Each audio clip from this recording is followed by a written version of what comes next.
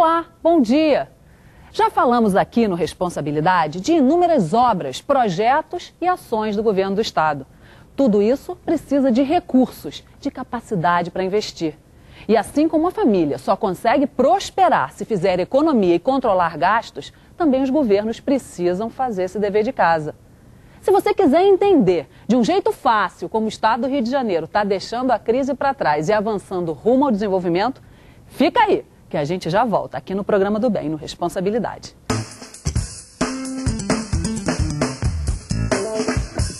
Estamos de volta com Responsabilidade nessa manhã de sábado, recebendo dois secretários de Estado. O estadual de Fazenda, Joaquim Levy, e o estadual de Agricultura, Cristino Áureo. Bom dia. Tudo bom? Tudo ótimo, que prazer recebê-los. Secretário Joaquim, você sabe, a gente acabou de falar, né, que o estado agora é outro. Conta pra gente como é que foi essa trajetória. Você que é conhecido como um sujeito que fala fácil, né? Então conta pra quem está em casa, que não entende nada de finança, de fazenda, como é que foi possível essa peripécia? Olha, assim, botando bem fácil, eu acho que teve muito a ver com a decisão do governador Sérgio Cabral de montar um governo técnico em que cada um tinha responsabilidades bem definidas, você sabe o que você tem que fazer, tem liberdade para fazer aquilo, não tem interferências, coisa política, essas coisas, coragem e muito trabalho, principalmente porque no Rio de Janeiro, assim, teve muito tempo de abandono do governo, que as coisas foram esquecidas, deixadas de lado. Então, por exemplo, na Secretaria de Fazenda, a gente tinha condições muito precárias de trabalhar. Agora, se tem esse compromisso, o estado do Rio de Janeiro é um estado que tem muita gente capacitada. A gente não é pobre, na verdade, a gente tem petróleo, a gente tem energia, a gente tem indústrias, tem até uma agricultura que também está mudando, tá certo? Então, assim, tendo direção, tendo compromisso, tendo seriedade, a coisa começa a aparecer. Falando em agricultura, está mudando mesmo, né? Aliás, você já vem... você já vem numa trajetória, o terceiro mandato consecutivo, né? Sim.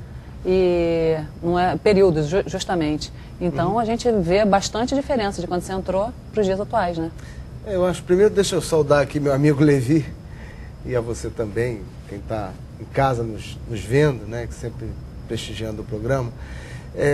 Na verdade, assim, o que o Levy colocou e faz muito sentido, essa autonomia para se trabalhar, você poder escolher uma equipe, montar uma equipe e fazer com que a responsabilidade do secretário, de fato, corresponda, né, à facilidade para se conduzir na linha daquilo que o governador defendeu em campanha e depois disse claramente que ia fazer, que era, na prática, reinventar a maneira de gerir o Estado. Isso está acontecendo. Então, quando o secretário escolheu o governador escolheu o secretário Levy, ele fez também aí uma opção por dar um nível de qualidade, um nível de gestão que, francamente, o Estado do Rio não estava acostumado a ter. Eu não conheço na história recente do Estado do Rio, nem antes da fusão, um período em que a administração pública tenha se dedicado tanto a reestruturar a questão de finanças, olhando aí a arrecadação, mas também fazendo com que a Secretaria de Fazenda ela tivesse um comportamento que olhasse os parâmetros que o governo federal já adotava, no que diz respeito à responsabilidade fiscal, a ter superávit que pudesse suportar naturalmente num determinado momento seguinte a demanda de investimentos e a manutenção do custeio, da folha, etc. Então, isso eu acho que foi um ganho. E é um luxo ter alguém como o Levy à frente de um trabalho como esse. Até porque, Cristiano, parece que o governador foi buscá-lo bem longe, né, secretário? Você não... Sem dúvida. Estava em Washington, é isso? Naquele momento eu estava trabalhando lá no Banco Interamericano de Desenvolvimento. Mas o Cristiano falou uma coisa que é verdade, né, que está, assim, sendo mais preciso, do jeito que a gente está conseguindo até superar a crise. Quer dizer, o ano passado, uma das nossas receitas, né, o royalties. O preço do petróleo, a gente se lembra que lia no jornal, estava super caro, $140 e tal por barril. E teve muita gente que achou, poxa, descobrimos uma mina de ouro, vamos torrar tudo isso, vamos gastar, vamos inventar novos programas e tal. O governador ele teve muita coragem, teve muita sabedoria de, vendo que, na verdade, a gente tinha outras fontes de recursos, a gente estava fazendo uma opção as coisas com disciplina, mas estava fazendo, ele soube guardar esse dinheiro. Muitas vezes as pessoas dizem que no Rio o dinheiro do petróleo não é bem gasto, não é bem cuidado. Nem que fosse verdade, óbvio que não é uma desculpa para você dizer, então o Rio não pode receber royalties. Estaria completamente errado. Mas além disso, não é verdade. No Rio o dinheiro de royalties é muito bem guardado, muito bem trabalhado. Pela lei, ele vai todo ou para o Rio Previdência, para pagar pensões, ou então para o nosso Fundo de Conservação Ambiental, que é um fundo que está protegendo o meio ambiente, que é o futuro da gente. E é para isso mesmo, como o petróleo é uma receita finita, você tem que usar ela para coisas que vão ficar para depois, pagar pensões, também proteger o meio ambiente. Além disso, o petróleo é uma receita que varia muito. Então aí que eu estava dizendo da sabedoria do governador. Se a gente queria pressionar, não, muda as regras, tá? Não vai mudar a regra não.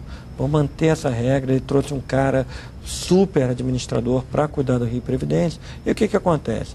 Esse ano que o preço do petróleo está 1/3, metade do que era o ano passado, que ele está em 40, agora subiu para 670. O Rio de Janeiro podia ter um problema enorme, como alguns outros estados estão tendo, tá certo? De faltar dinheiro, de até poder ter uma preocupação de como é que é pagar o aposentado. O aposentado do Rio de Janeiro está tranquilo, está sorridente. Por quê? Porque o dinheiro do royalties foi guardado para ele, não inventou, vou mandar para fulano, Beltrano atender o projetinho de um, de outro. Não, esse dinheiro é sagrado, é do aposentado. E agora, esse ano, que teve um momento que a receita foi muito baixa, a gente tem aquela reserva para poder usar. E com isso está trazendo tranquilidade ao aposentado e também ao resto do governo. Porque, por exemplo, a agricultura sabe que os recursos para desenvolver os projetos dela estão protegidos. Por quê? Porque o aposentado, que sempre vai vir na frente, está com o recurso dele. Então, essa administração, essa seriedade, esse profissionalismo, eu acho assim, está fazendo diferença já e é fundamental para um Estado que a gente tem um orgulho, como é o estado do Rio de Janeiro. A gente não pode tratar isso aqui como se fosse uma birosca, pior que uma birosca, que está cheio de birosca bem cuidada. Aqui nem isso às vezes era assim. Cristiano, você acha então que se a gente tivesse tido administrações sucessivas de Joaquim Levis, os aposentados estariam em melhores lençóis hoje? Tenho certeza absoluta, né? Começando aí por esse fator, porque esse assunto é sempre um assunto muito estéril, às vezes nessa hora da manhã, né, já falar sobre finanças e tal, mas isso tem a ver com a vida do cidadão. E eu queria um pouquinho falar sobre os resultados que o governador Sérgio Cabral está obtendo graças a esse trabalho integrado. Fazenda, planejamento, enfim, as áreas fins, transporte, saúde, educação, segurança, agricultura, né? Então, puxando uma brasa para cá, eu diria o seguinte, nós estamos tendo na agricultura o resultado do que foi essa austeridade e essa preocupação nos 2 primeiros anos de governo. Esse ano foi possível estabelecer, junto ao Banco Mundial, um financiamento que o Joaquim tem me ajudado muito, até porque ele veio lá do Banco Mundial, esteve por lá, conhece essa tramitação e conhece o Trâmite Brasília, tem me ajudado muito a obter o fechamento desse empréstimo, um empréstimo de aproximadamente 40 milhões de dólares, uma doação de 7 milhões de dólares, que está sendo investido num programa chamado Rio Rural, que prevê o atendimento de necessidades do interior dos pequenos municípios, que há muito tempo estão esquecidos. Se esses municípios tivessem sido tratados há 20, 30 anos atrás, nós não teríamos hoje os problemas de segurança pública, o nó na infraestrutura, nos transportes que temos hoje na região metropolitana, pela falta de uma visão de investimento nesse microambiente da produção que pudesse, de alguma maneira, manter atrativo o campo. Eu já falei aqui, numa outra oportunidade, eu sou contra aquela expressão fixar o homem no campo. Isso é uma expressão que foi cunhada há muito tempo e que vem sendo usada. Ninguém fixa alguém contra a vontade. A gente tem que criar um ambiente atrativo para que aquelas famílias queiram permanecer naquele lugar. Então, esse apoio do Banco Mundial só está sendo possível porque o banco enxergou o Estado num outro patamar também de gerência. E com isso nós estamos fazendo, enfim, estradas vicinais, vamos iniciar saneamento rural, recuperação ambiental, que é uma coisa que para alguns é abstrata, mas que na prática significa o seguinte: se não tiver a preservação ambiental, nós não vamos ter água, nós não vamos ter produção daqui a pouco, porque todos os meios de produção dependem do equilíbrio do meio ambiente. Então, tendo recursos poupados num outro momento, agora o governo está realizando coisas fundamentais, coisas que vão ficar para o futuro. Só para te dar uma ideia, só agora, graças a esse esforço, nós pudemos estabelecer aí uma contratação de um empréstimo junto ao BNDES de 20 milhões, uma contrapartida de 5 milhões do Estado, mais 7 milhões e meio do Banco Mundial. Serão 33 milhões investidos numa patrulha decente, que a gente possa fazer a conservação das estradas e servir a população do interior, que não precisa só escoar a produção, embora isso seja importantíssimo, mas precisa sair com a família para obter o serviço de saúde, para acessar a educação, às vezes na sede do município, num curso de ensino médio. E isso que está sendo feito no interior é algo bastante inédito, é um esforço muito grande. E sem poupar recursos, sem ter esse tipo de gestão, jamais nós conseguiríamos estabelecer essa forma de investimento. Então, tem muito a ver, a gente está aqui falando uma área meio, que é a área de fazenda, e uma área fim ou temática, a área da agricultura, como é que elas interagiram nesse período. E tem mais, porque agora ele falando isso, Levi, está me recordando que você recentemente aprovou, né, a desoneração do ICMS da área leiteira, não foi isso? Sim. Isso faz uma diferença enorme, né? Eu acho que... A gente já sente na gôndola isso. É verdade, já o preço baixou, hoje até uma amiga minha, a Rita, comentou que baixou, e o Cristiano, ele falou uma coisa que é importante, e que na verdade, assim, às vezes falta dinheiro, as coisas não são feitas, não é porque não tem dinheiro, é uma questão de priorização, é uma questão de organização, tá certo? E a gente, junto com esse trabalho, também está fazendo um esforço, por exemplo, que nunca ninguém tinha dado bola. A RJ 116 é uma estrada que corta todo o norte fluminense, exatamente nas áreas produtoras.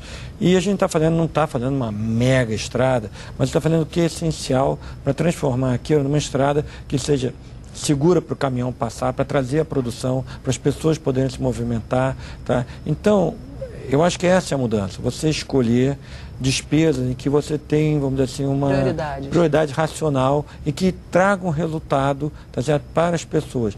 E mais, coisas que vão elas próprias gerarem novas riquezas. Porque o que a gente está botando ali, e essa questão do leite também é um exemplo, tá? Isso vai gerar muita riqueza para todo o Estado. Não é um dinheiro que você gastou hoje, amanhã vai ter que gastar de novo e não ficou nada, ao contrário.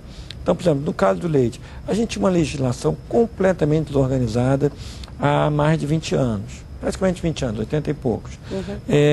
Junto disso, por causa também de transformações, a gente começou a perder alguns dos grandes ativos, né? Quer dizer, fábrica de leite que desaparecia. A gente, logo no final, no governo passado, não por culpa do governo, mas teve aquele choque